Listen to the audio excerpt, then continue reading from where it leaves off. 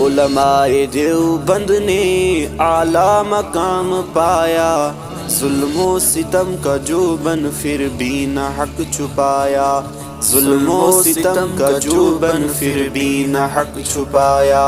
علماء دیوبند نے اعلیٰ مقام پایا، ظلم و ستم کا جوبن پھر بھی نہ حق چھپایا، ظلم و ستم کا جوبن پھر بھی نہ حق چھپایا۔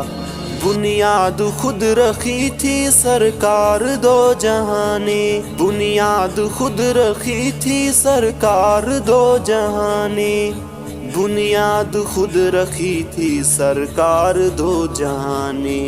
حضرت نانوتوی کو آیا، ظلم و ستم کا جوبن پھر بھی نہ حق چھپایا، ظلم و ستم کا جوبن پھر بھی نہ حق چھپایا۔